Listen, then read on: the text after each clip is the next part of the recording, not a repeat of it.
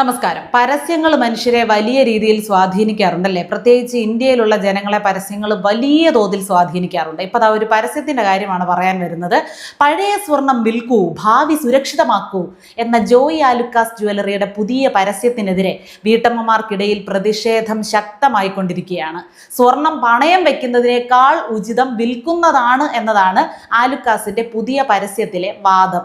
പണയം വെച്ചാൽ അതിന്റെ പുറകെ ജനം ഇങ്ങനെ അലയേണ്ടി വരും. അതുകൊണ്ട് ആലുക്കാസിൽ വിറ്റാൽ 15 മിനിറ്റിനകം പണം ഉപഭോക്താക്കൾക്ക് നൽകുമെന്നാണ് പരസ്യത്തിൽ വാഗ്ദാനം ചെയ്യുന്നത്. പെട്ടെന്ന് സ്വർണത്തിന്റെ കാര്യത്തിൽ ഒരു തീരുമാനമാവുമല്ലോ. സ്വർണം കയ്യിലിരിക്കുന്നതിന്റെ ടെൻഷൻ നമുക്ക് പിന്നില്ലല്ലോ.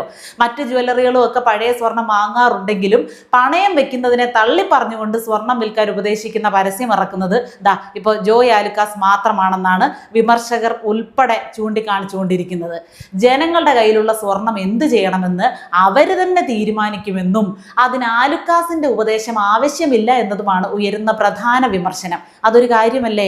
നമ്മൾ കഷ്ടപ്പെട്ടുണ്ടാക്കുന്ന സ്വർണം അത് വിൽക്കണോ, പണയം വെക്കണോ, വെറുതെ ആർക്കെങ്കിലും കൊടുക്കണോ, അതോ വേറെ എന്തെങ്കിലും ചെയ്യണോ, ബാങ്കിൽ വെക്കണോ എന്നൊക്കെ നമ്മളല്ലേ അത് തീരുമാനിക്കുന്നത്. ആ കാര്യങ്ങളിലൊക്കെ ഇങ്ങനെ ജ്വല്ലറികൾ അഭിപ്രായങ്ങളും പറയുന്നത് തെറ്റല്ലേ ആലുക്കാസേ? നിങ്ങൾക്ക് പറയാം, നിങ്ങളുടെ ജ്വല്ലറിയെ പറ്റി പറയാം, നിങ്ങളുടെ സ്വർണത്തിന്റെ പരിശുദ്ധിയെ പറ്റി പറയാം, നിങ്ങളുടെ ഓഫറുകളെ പറ്റി പറയാം, എന്തുകൊണ്ട് ജനങ്ങൾ നിങ്ങളുടെ കടയിലേക്ക് വരണമെന്ന് പറയാം. അല്ലാതെ ജനങ്ങളുടെ കയ്യിലുള്ള സ്വർണം എന്ത് ചെയ്യണമെന്നൊന്നും നിങ്ങൾ പറഞ്ഞു കൊടുക്കരുതേ. അതുകൊണ്ട് തന്നെ എത്രയും വലിയ വിമർശനം ഉയരുന്നത്. ആ വിമർശനം ശരിയുമാണ്. യൂട്യൂബിൽ മാത്രം 20 ലക്ഷത്തിലധികം ആളുകളാണ് ഈ പരസ്യ വീഡിയോ കണ്ടത്. അപ്പോൾ എത്രയോ ജനങ്ങളിൽ തെറ്റിദ്ധാരണ പരത്താൻ ഇത് ഇടയാക്കും. ഒരുപാട് ആളുകൾ ഈ പരസ്യത്താൽ സ്വാധീനിക്കപ്പെടും. അറിയാവുന്ന ആളുകളാണല്ലോ പറയുന്നത്, ഇത്രയും വലിയ ജ്വല്ലറിക്കാരല്ലേ പറയുന്നത്, അതുകൊണ്ട് സ്വർണം കൊണ്ട് അവിടെ വിറ്റേക്കാം. സ്വർണം വീടുകളിൽ നിന്ന് പൂർണ്ണമായിട്ട് കൈവിട്ടു പോയാൽ മാത്രമേ ജ്വല്ലറികൾക്ക് വലിയ ലാഭമുള്ളൂ. അതാണ് ഇതിന്റെ കാര്യം. സ്വർണം പണയം വെച്ചാൽ അത് ബാങ്കിന്റെയോ അല്ലെങ്കിൽ നോൺ ബാങ്കിങ് ഫിനാൻസ് സ്ഥാപനങ്ങളുടെയോ ലോക്കറിലേക്ക് പോവുകയും വായ്പാ കാലാവധി കഴിയുമ്പോൾ ഉടമസ്ഥർക്ക് തന്നെ തിരികെ ലഭിക്കുകയുമാണ് ചെയ്യുന്നത്.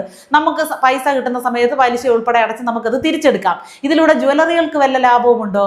1 ഗ്രാം സ്വർണം പോലും ജ്വല്ലറികൾക്ക് ഈ ഒരു പണയം വെക്കുന്നതിലൂടെ ലഭിക്കുന്നില്ല.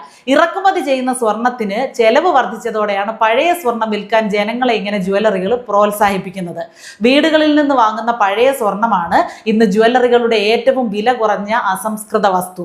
നിലവിൽ ജ്വല്ലറികളിലെ വിൽപ്പനയുടെ 40% മുതൽ 60% വരെ ഇത്തരം പഴയ സ്വർണം ഉരുക്കി നിർമ്മിക്കുന്നവയാണ്. പഴയ സ്വർണം വാങ്ങുമ്പോൾ അന്നത്തെ വിപണി വിലയിൽ നിന്ന് പരിശോധനാ ചാർജ്, ഉരുക്കൽ നഷ്ടം, മാറ്റുകുറവ് എന്നൊക്കെ പറഞ്ഞ് 3 മുതൽ 8% വരെ, ചില ചെറിയ കടകളിൽ അതിലും കൂടുതലാണ്, ഇത്രയും കുറച്ചാണ് ഉപഭോക്താവിന് നൽകുന്നത്. അതേ സ്വർണം പുതിയ ആഭരണങ്ങളാക്കി 8% മുതൽ 25% വരെ പണിക്കൂലി ചേർത്ത് വീണ്ടും വിൽക്കുകയും ചെയ്യുന്നു.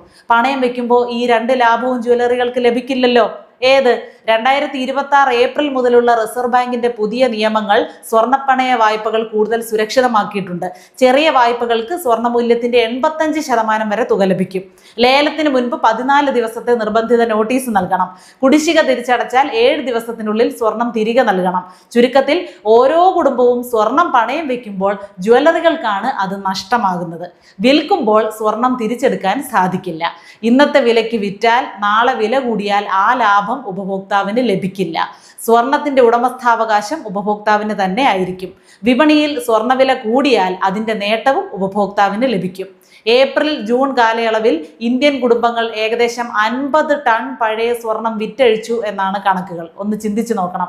ഇത് കഴിഞ്ഞ വർഷത്തേക്കാൾ 43% കൂടുതലാണ്. വില ഇനിയും കുറഞ്ഞേക്കാം എന്ന തെറ്റിദ്ധാരണയിലാണ് പലരും സ്വർണം വിറ്റുപോയത്. പരസ്യം നൽകുന്നവര് ഈ സാഹചര്യത്തിന്റെ മറുവശത്താണ് നിൽക്കുന്നത്. അതേസമയം പണയം വെക്കുന്നത് എപ്പോഴും നമുക്ക് ലാഭകരമാണെന്നല്ല ഞാൻ പറഞ്ഞു വരുന്നത്. ഇതിന്റെ അർത്ഥം അതല്ല. സ്വർണ്ണപ്പണയത്തിന് 9% മുതൽ 24% വരെയൊക്കെ പലിശ നൽകേണ്ടി വരും. തിരിച്ചടയ്ക്കാൻ കഴിവില്ലാത്തവർക്ക് ലേലത്തിൽ സ്വർണം നഷ്ടപ്പെടുന്നതിനേക്കാൾ നല്ലത് വിൽക്കുന്നതാവാം. അങ്ങനെ ഒരു കാര്യമുണ്ട്. എന്നാൽ വ്യക്തിഗത സാഹചര്യങ്ങൾ എന്തു തന്നെ ആയാലും വിൽക്കൂ എന്ന് ഒരു പൊതു ഉപദേശം പരസ്യത്തിലൂടെ നൽകുന്നതിലെ തെറ്റായ പ്രവണതയാണ് ജനങ്ങൾ, പ്രത്യേകിച്ച് സ്ത്രീകൾ, വീട്ടമ്മമാർ എതിർക്കുന്നത്. അവരുടെ ആ എതിർപ്പ് ന്യായവുമാണ്. പരസ്യങ്ങൾ, ഞാൻ ആദ്യം പറഞ്ഞതുപോലെ, പരസ്യങ്ങൾ വലിയ രീതിയിൽ നമ്മളെ സ്വാധീനിക്കുന്നുണ്ട്. ഈ സ്വർണ്ണക്കടകൾ മാത്രമല്ല, പലതരം ബ്യൂട്ടി പ്രോഡക്ട്സുകളാണെങ്കിലും സോപ്പുകൾ, പൗഡറുകൾ, ക്രീമുകൾ, ഫർണിച്ചറുകൾ, ഗാഡ്ജറ്റ്സുകൾ, ഇങ്ങനെ ഒരുപാട് സാധനങ്ങളുടെ പരസ്യങ്ങളൊക്കെ നമ്മളെ സ്വാധീനിക്കുന്നുണ്ട്. ഒരുപാട് വലിയ നമ്മൾ ആരാധിക്കുന്ന സെലിബ്രിറ്റികളൊക്കെ വന്നു നിന്ന് പറയുമ്പോൾ ഇവർ പറയുന്നതെല്ലാം സത്യമായിരിക്കും, ഈ ഓഫറുകളെല്ലാം ഉള്ളതായിരിക്കും, അല്ലെങ്കിൽ ഈ പ്രോഡക്റ്റ് വളരെ ഗുണമേന്മയുള്ളതായിരിക്കും, മികച്ചതായിരിക്കും, എന്തായിരിക്കും, ഇത് കിട്ടിക്കഴിഞ്ഞാൽ എൻ്റെ ജീവിതം അങ്ങ് സഫലമായി എന്നൊക്കെ കരുതി അങ്ങോട്ടേക്ക് ഓടുന്ന ഒരുപാട് ജനങ്ങളുണ്ട്. കുറേ ആളുകൾ വിചാരിച്ചേക്കാം വല്ല സെലിബ്രിറ്റിയും പറയുന്നത് കേട്ടാൽ ഉടനെ നമ്മളങ്ങനെ എടുത്തു ചാടുമോ എന്ന്. അങ്ങനെ എടുത്തു ചാടുന്ന ഒരുപാട് പേരുണ്ട്. അങ്ങനെയുള്ള നിഷ്കളങ്കരെ പറ്റിക്കുക കൂടിയാണ് ചെയ്യുന്നത്. നിങ്ങൾക്ക് നിങ്ങളുടെ സ്ഥാപനത്തിൻ്റെ ഗുണമേന്മകൾ ജനങ്ങളോട് വിശദീകരിക്കാം, അത് പറയാം എന്നതല്ലാതെ ജനങ്ങൾ എന്ത് ചെയ്യണമെന്ന് അവരെ നിർബന്ധിക്കുന്ന രീതിയിൽ പരസ്യങ്ങൾ ഇറക്കുന്നത് നല്ലതല്ല. അത് തെറ്റായ ഒരു പ്രവണതയാണ്.